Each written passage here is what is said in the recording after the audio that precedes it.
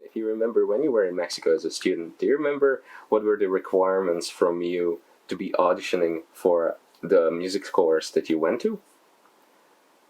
Um, well, for me, it was interesting because I wasn't really studying drums, Mm-hmm. and in the schools that I went to, I went to study classical piano. So first, it was the National Mm-hmm.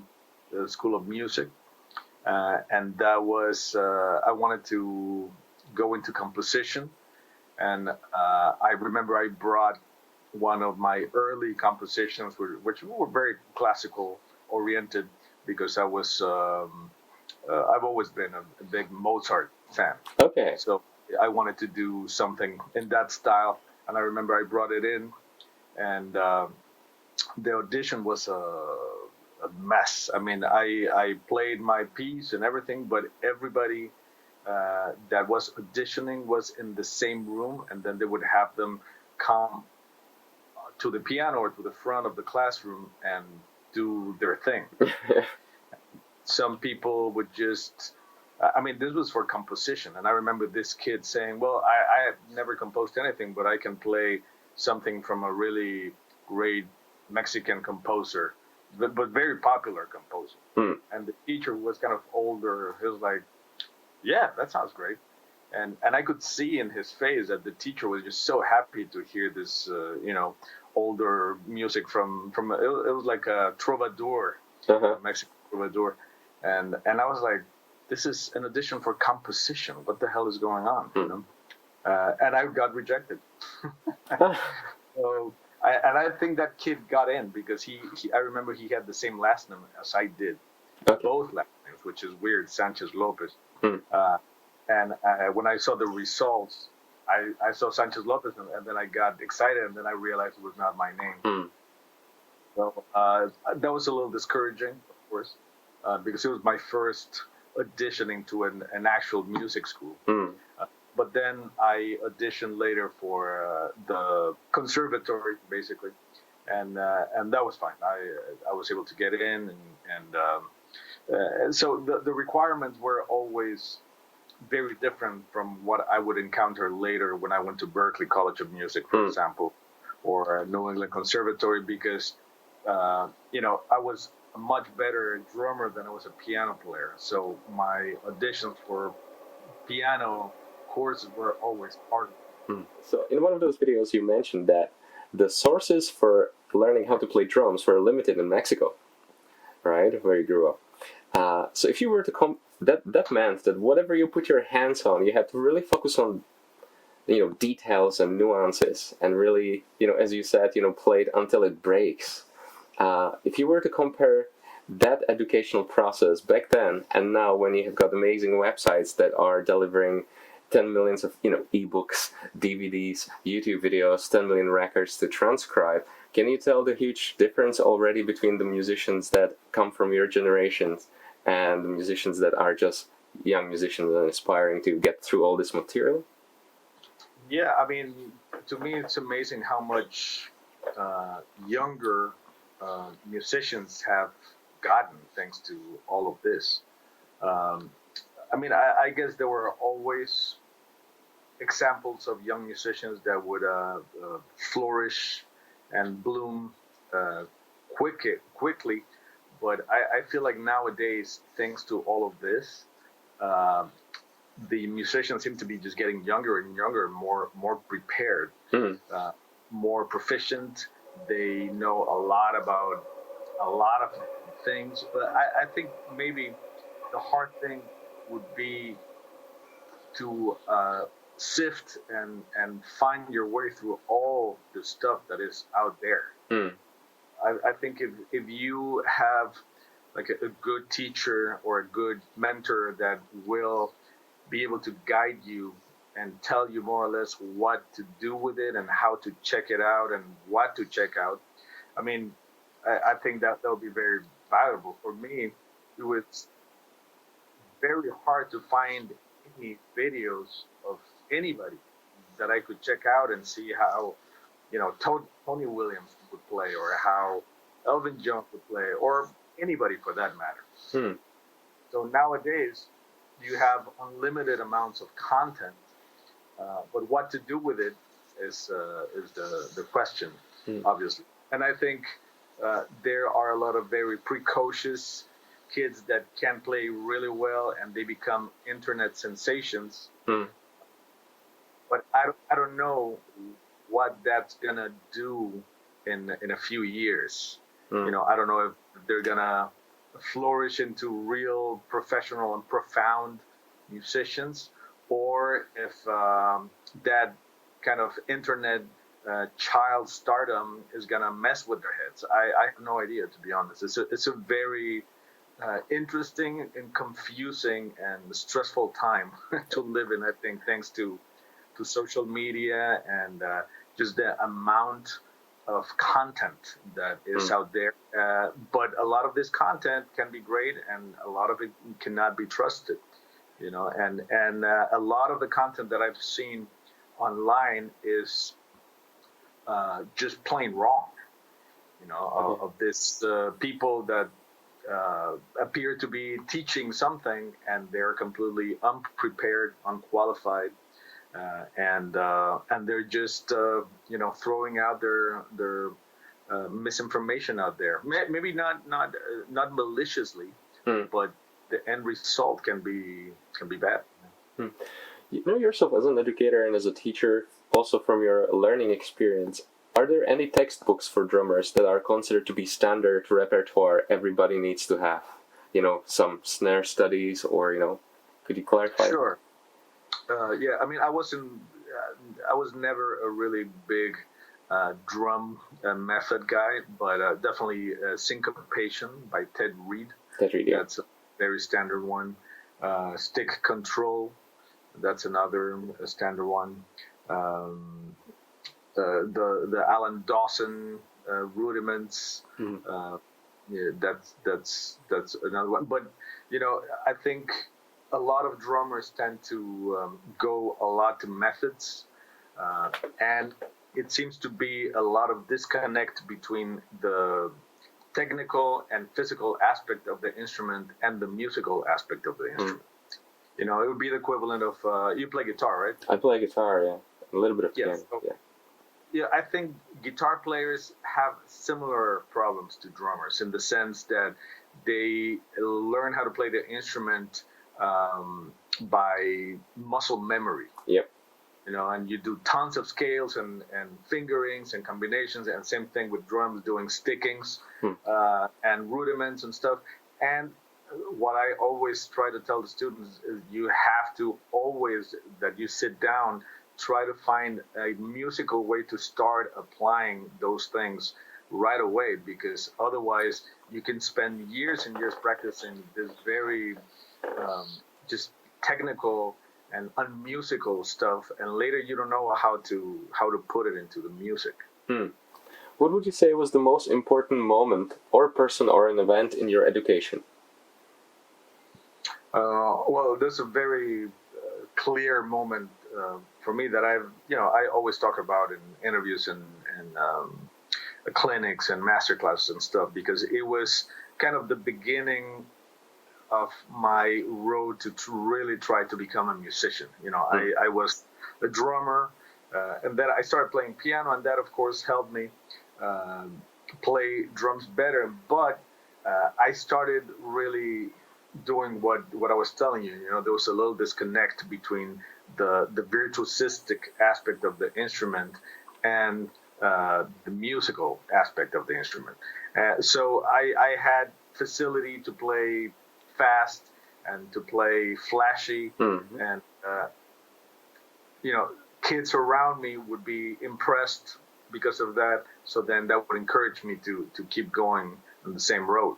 And then on my first semester at Berkeley, one of my really good drum teachers named Ron Savage, who I didn't know at the time, but he saw me walking around the hallways with my stick bag, and he asked me, "Hey, do you play drums?"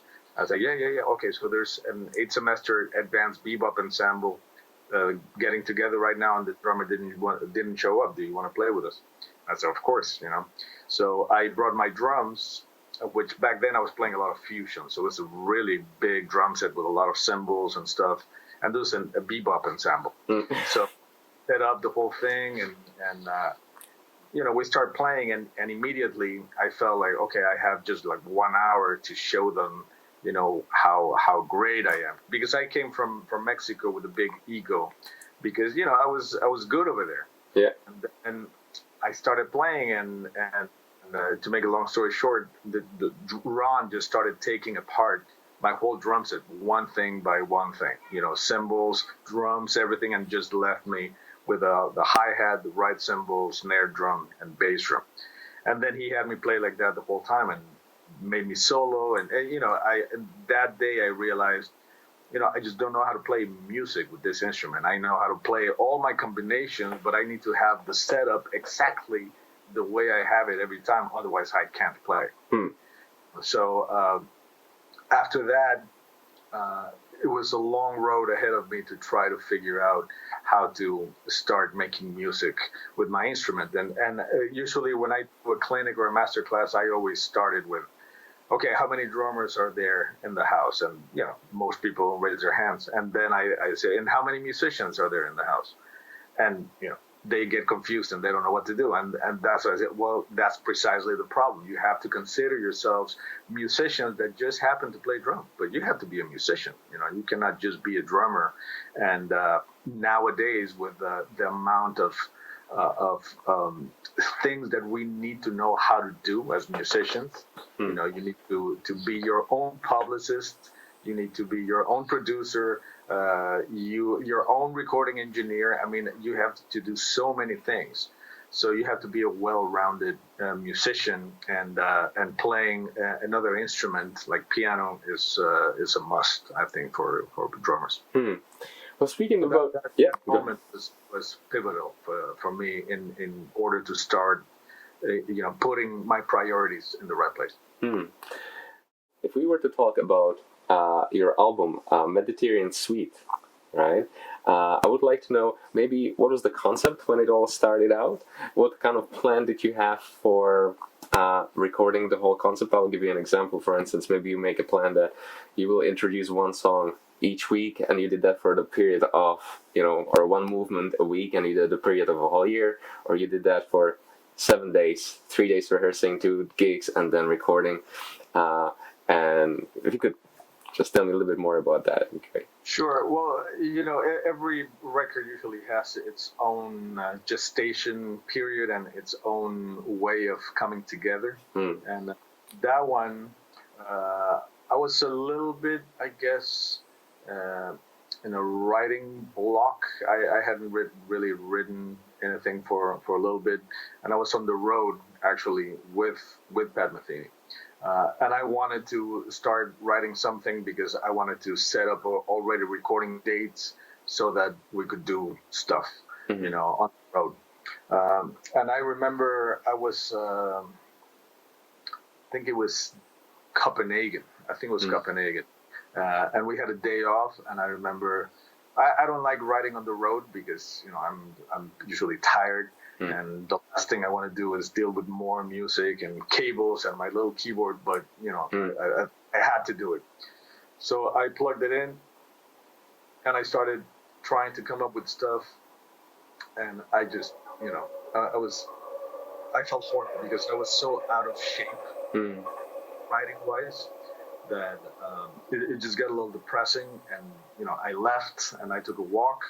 And then later I started going through garage band things that I had done, like little things, just to kind of, okay, this could be 8 bars that I could use later for something. And I saw one that it was called Meridian. So I was like, I clicked on it and I played it. I was like, oh, this is kind of cool. So then I started working on that, and it was a good intro for something. Once I got that then that led me to the next thing. And once I kind of played the next or figured out what the next 8 bars would be after that, then the whole thing kind of wrote itself in a way. So the process for that one was, since I did the Way Up with Pat Metheny in 2005, and it was a great experience just in terms of playing it every night, but also just because I'm playing it every night, I know it so well. I can really understand where things are coming from on the, so I can see, okay, so this melody was already played earlier, but it has a different harmony and it's faster and it's in 4 instead of 7 as it was before, that kind of thing. So I was really kind of very intrigued by how they developed all these ideas and this motifs between Pat and Lau Mays, and they kind of put the whole thing together. So I thought, at some point I want to do something like that. And when I started doing this piece, it felt to me like I just don't want to stop. I just want to keep going and see where it takes me.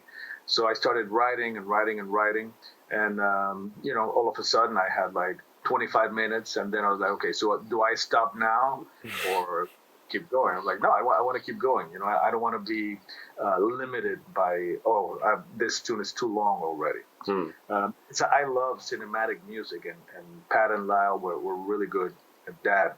So I wanted to try my hand a little bit at that, and that's basically how the piece started coming together. Just having fun with the development of the piece.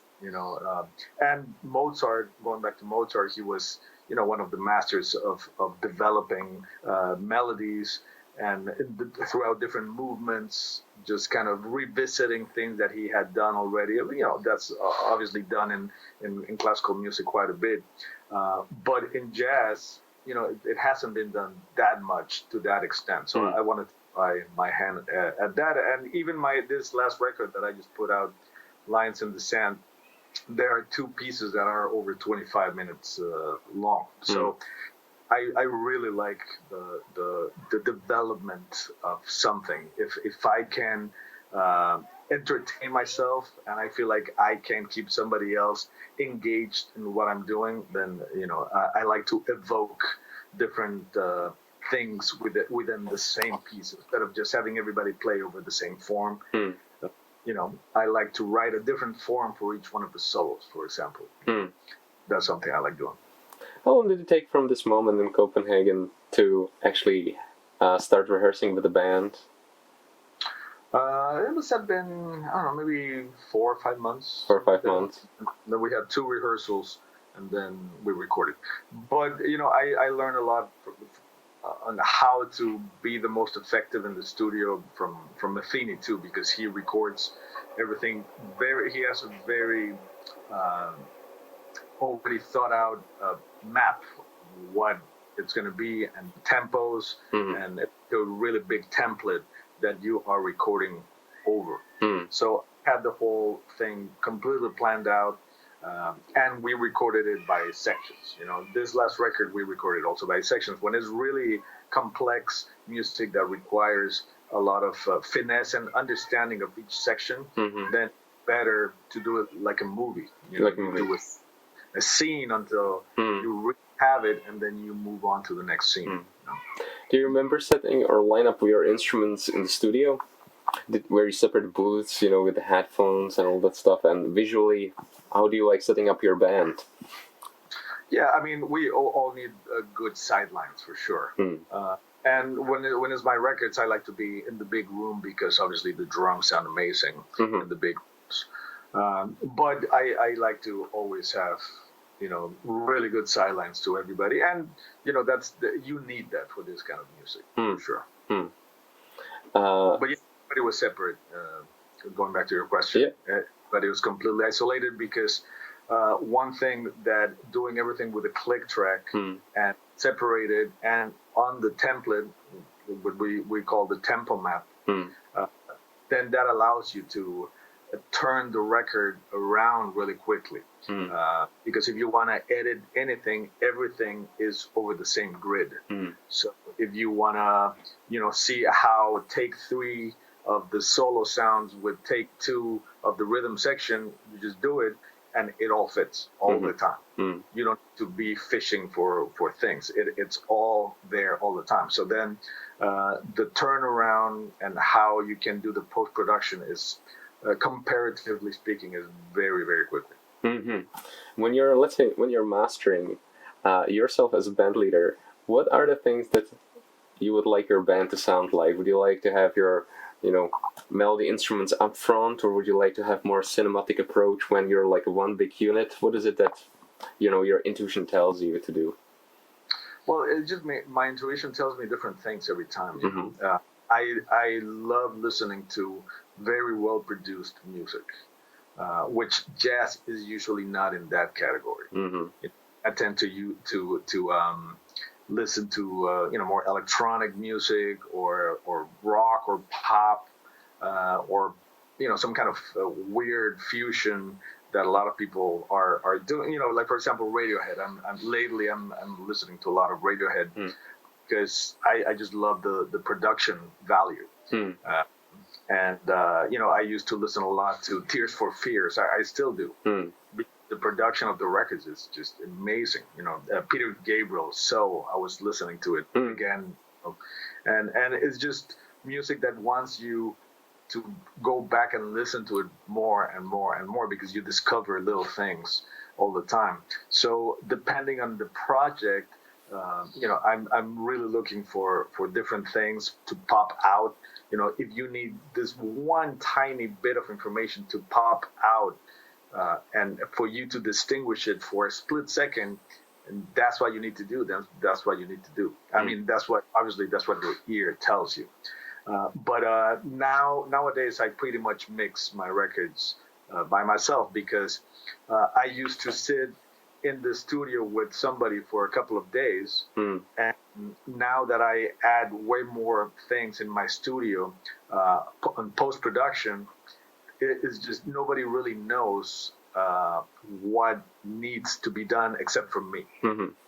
So we save so much time by me doing like a good pre-mix, and then like this last record I did, Lines and Sand, I didn't even get together with a mixing engineer. I mixed everything at home, and then I would send it to him, and then he would put his things and then send them back to me, and then I would redo something and send it back to him. So it was in your own time. I think well-produced music works a lot better than sitting with somebody and being like, oh, can you move the bass just 1 dB to see what it sounds like? No, I mean, I just do it, and if I like it, I like it. If I don't, then I change it. But it's been really cool to get to learn all these things about technology and mixing, and I'm completely self-taught. I know a few little things, but it's more like, okay, what happens if I do this, and what happens if I do that, and the results sometimes are a mistake, and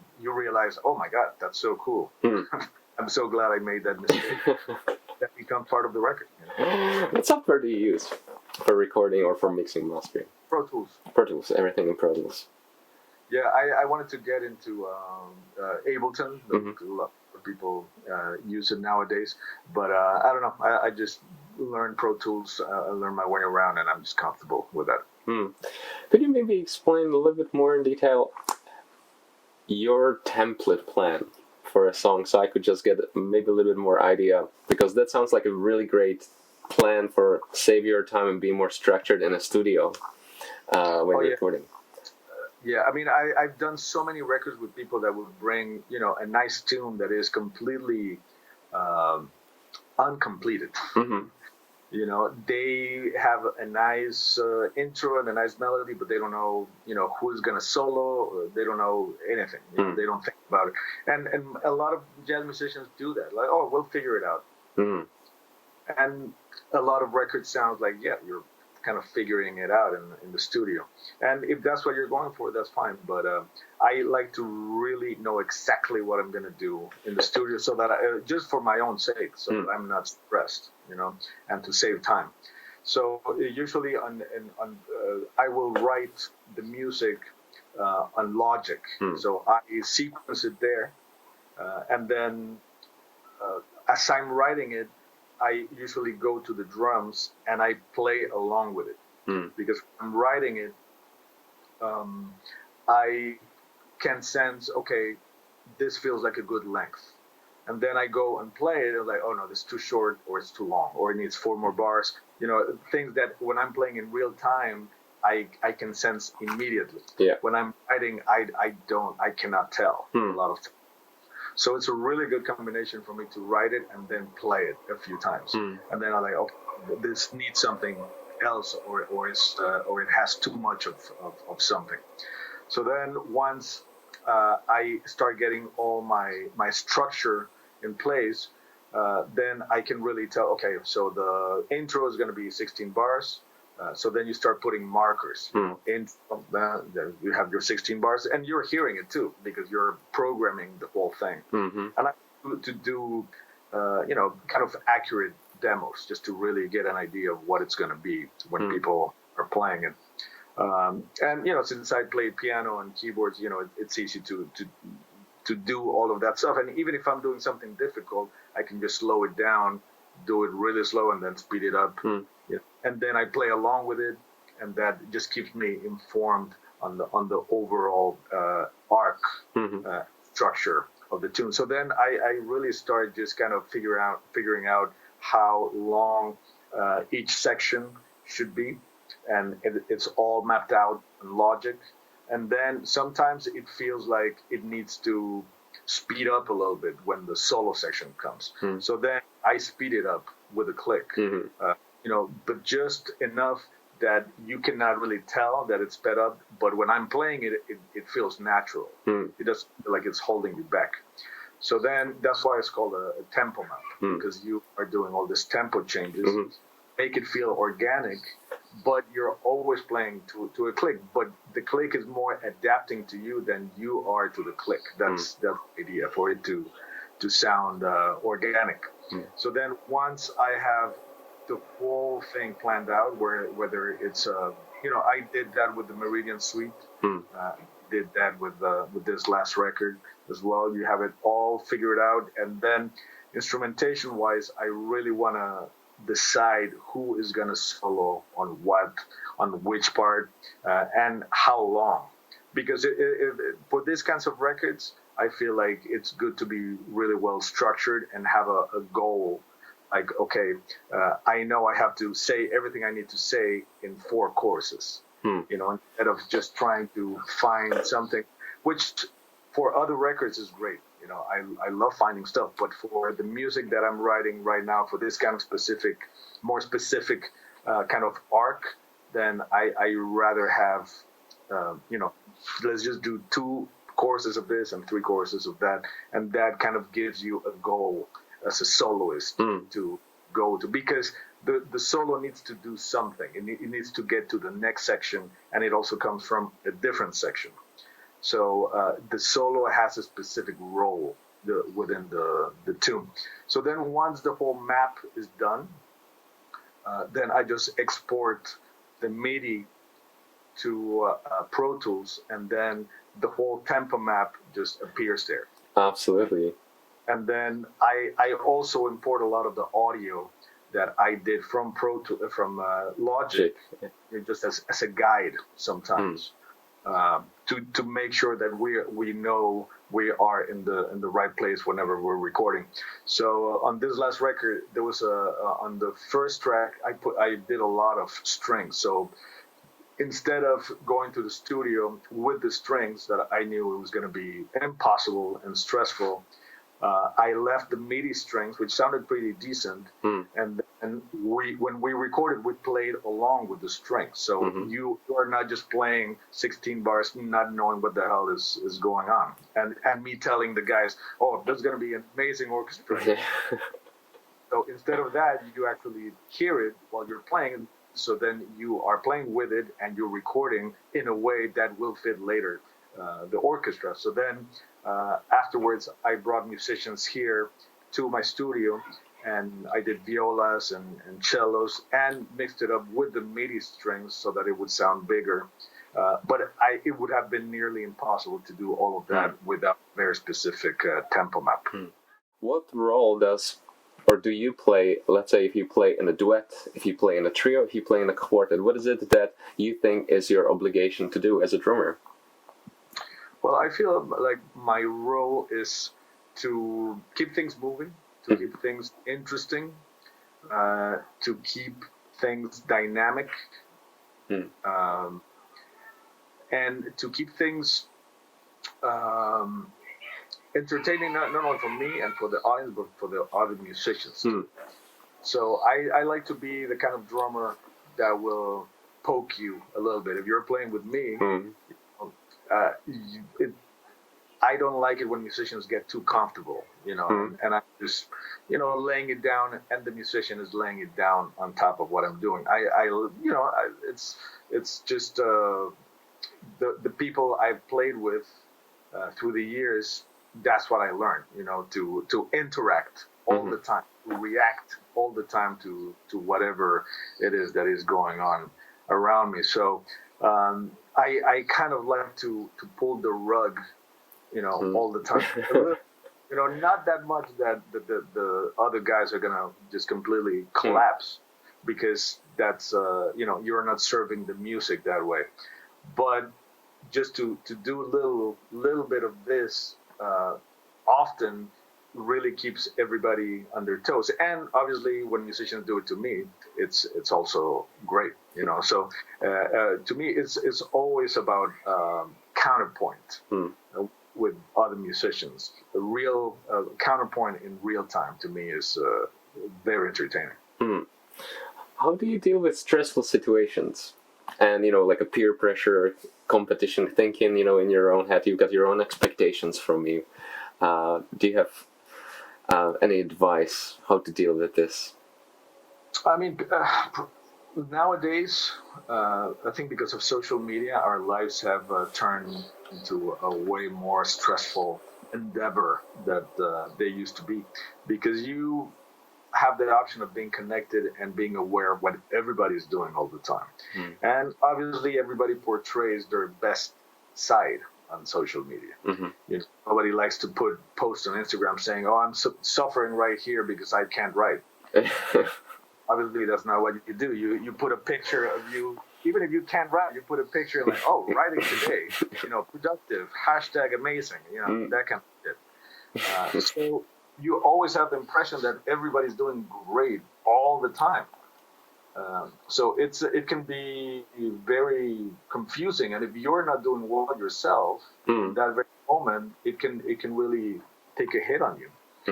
So I mean, one thing I deal with it when I feel weak, and I don't feel like I'm strong that day, or I'm too stressed that day. I try to kind of stay away from looking at what other people are doing and try to concentrate on what I need to be doing.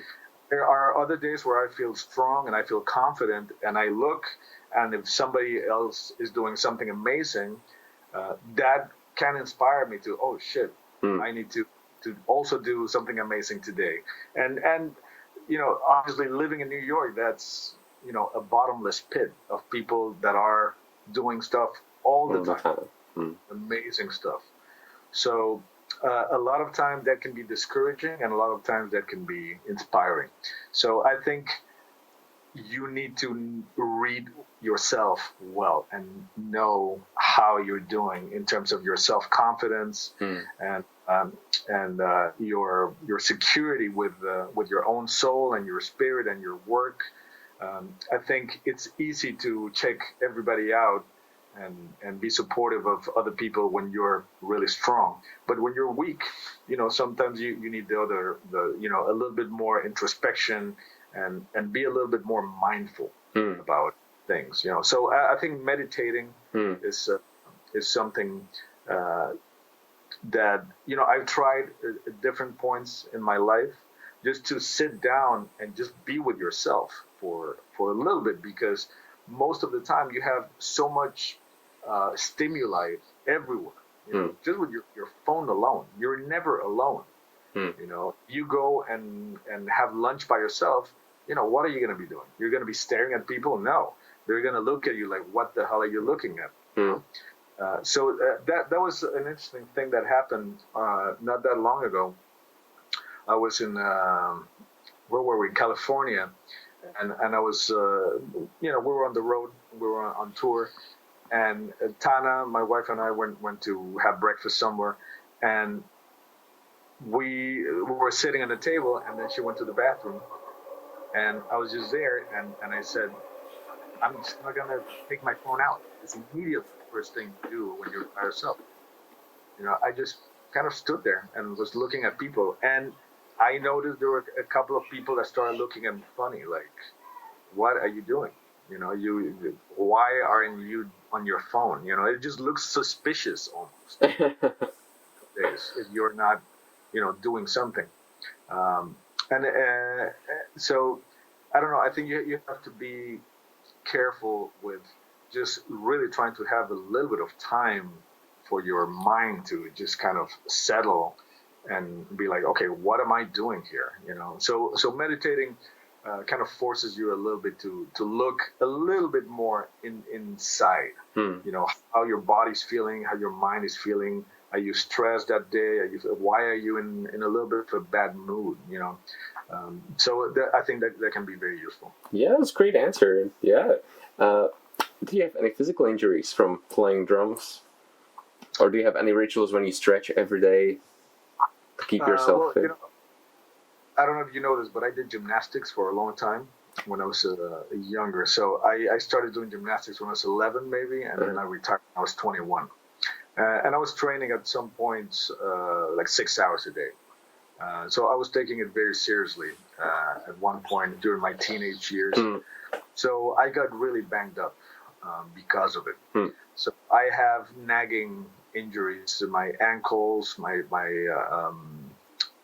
all my joints, basically, my knees, wrists, fingers, neck, but especially my lower back. I have a serious lower back thing that is always kind of just kind of biting at me all the time.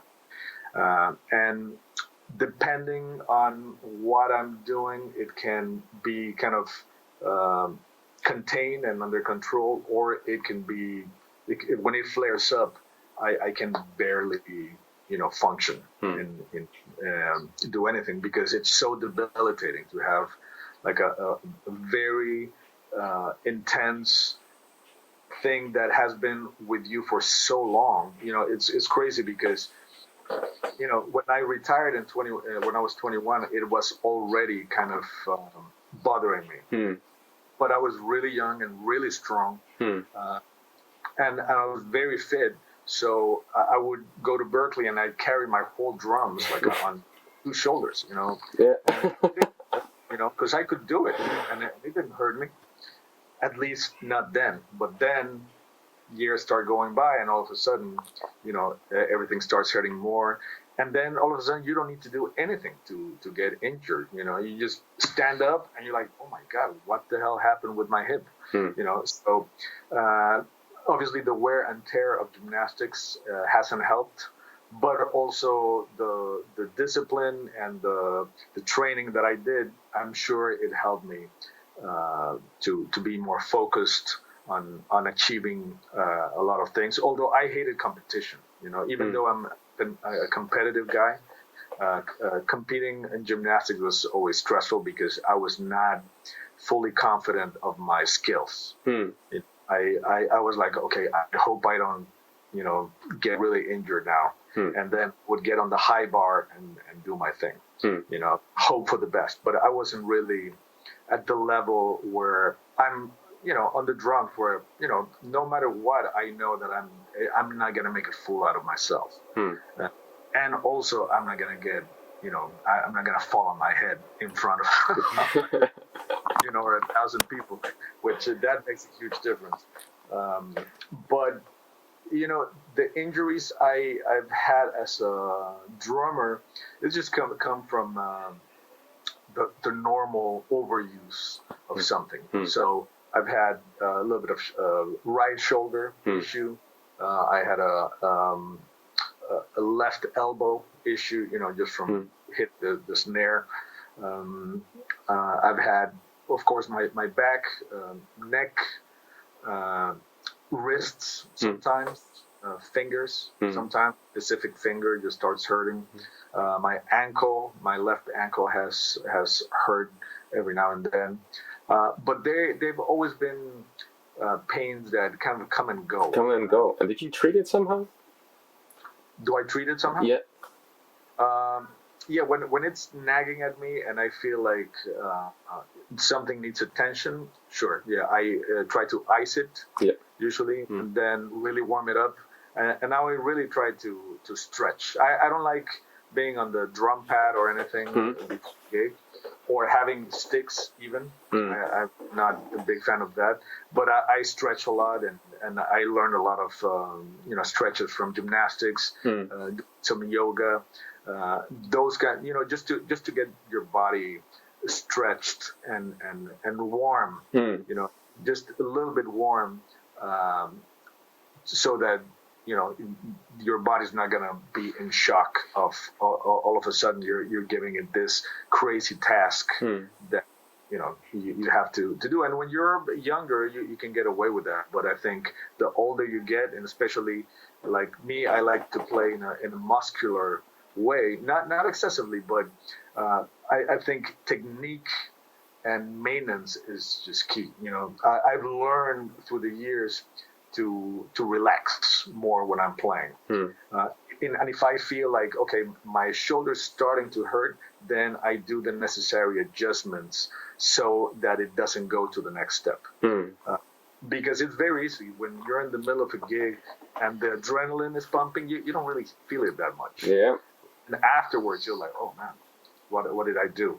So the first tours I did with the Metheny group, I was obviously so excited to be there, and I just wanted to do my best and to impress people. So I was just hitting way too hard, and unnecessarily hard.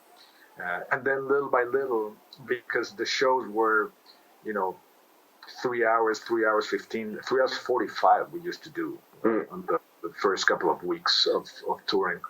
So obviously, if you don't pace yourself, you start really just kind of killing yourself slowly. You start realizing, oh my God, I have 7 shows this week and I'm already tired. So you have to, okay, how can I be the most economic in my motion and still deliver 150%? It's not about, okay, I'm just going to play less or dial it back. I'm just going to play in a smarter way so that I'm very conscious of what I'm doing, and I'm not overusing any muscle that doesn't need to be used at that moment. A lot of times when I'm playing, I have to stop myself a little bit and check myself out, and it's that thing about being just conscious of your surrounding and of yourself. How is my posture? How am I feeling? Why am I breathing so hard right now? Why? Just analyze, scan your body a little bit, and scan your attitude, and be like, okay, maybe I can change this to get a better result, and not, if I know that I still have half of the concert left, I shouldn't be this tired right now. So you start kind of learning little tricks for yourself to have better attitude, better posture, better breathing, and that prevents so many bad injuries. And the thing is, even if you have really good technique, just from repetitive motion, is just almost unavoidable that you're going to get something at some point. So one of my approaches is to have different go-to techniques that you can use depending on how your body's feeling. So, for example, for me, it's very important to be able to switch from traditional grip to match grip. Because if the other day we were playing somewhere with my band, with Migration, and we started the gig, and immediately, I don't know if it's because I hit too hard at one point, and immediately I started getting a weird pain in this part of my hand. So my instinct was immediately to go to the other grip. So I started playing the other grip, and I started realizing that when I did certain things on that grip, it also hurt a little bit. So then I started adjusting my grip and trying to relax. Like the whole night, I was just trying to relax and not hit too hard. But of course, you're concentrating on the music and you're concentrating on all these other things. And at the same time, you're worried that, oh my God, what have I done to my hand? You know, I still have half of the tour left and my hand is hurting. Why? You know, so immediately afterwards, I put eyes on it, and the next day was totally fine. But it's good to have different ways of doing things. So in case you have pain that is nagging at you for a couple of weeks, you can adapt your technique a little bit to that without injuring yourself further. Well, do you have any words of wisdom? Let's say you're at the college and you're talking to first-year students, drummers. They're going to join the college. They've got 4 years ahead of them. What would you tell them? Well, obviously, you know, this is the time to work hard, to really study and practice, because hopefully later you won't have time because you're going to be so busy working. You know, so right now, whenever I sit and I can just have an hour of something just for the sake of practicing, and it feels really nice. Like I did that yesterday. I was like, oh wow, you know, I hadn't done that in a while. So really focus on that, you know, take advantage of the years you have to really hone in on little details, because later, you know, like I said, hopefully you will not have time to be as thorough and as thoughtful, you know, but you do all that work before, so that when you sit down to work, you already did all of that. And then also, it's important not to get too caught up in the competitive thing of the school thing, because obviously you have a lot of other musicians around you, have other drummers around you, and it's easy to compare yourselves to the guys and the women around you. You know, better than this guy, and oh, but this guy seems to be better than me. You know, so that can create a fair amount of conflict. You know, if you use it wisely, it can be okay. But I always tell students, you know, don't compare yourselves to people that are in the same level as you, or roughly in the same level. Compare yourselves to, you know, the people that have changed music, the people that are references for all of us to learn from. That's what I want to aspire to. I don't want to aspire to, you know, play like my friend John. You know, I want to aspire to play like, you know, Tony Williams, or, you know, whoever your hero is. You know, that should be your level of comparison. But it's easy to be like, well, no, I mean, those guys are the gods, so I cannot compare myself to a god. So I'm going to compare myself to the mortals that are around me. But I think that can be a mistake. You know, at least it was a mistake with my story, that I would compare myself to people around me in Mexico. And then when I got to Berkeley, I realized I had a lot to learn. And then when I got to New York, I had, you know, even more to learn. So it's always to aim high, but take, you know, little steps to slowly get there. You know, don't aim so high that you are overwhelmed, but, you know, you little by little you start realizing that, you know, it's obviously you cannot play like Tony Williams. Nobody can, but you can play incredibly well and completely different from Tony Williams. You know, and also be a reference at some point. Who knows? You know, but I think it's also important, depending on what style of music you want to play,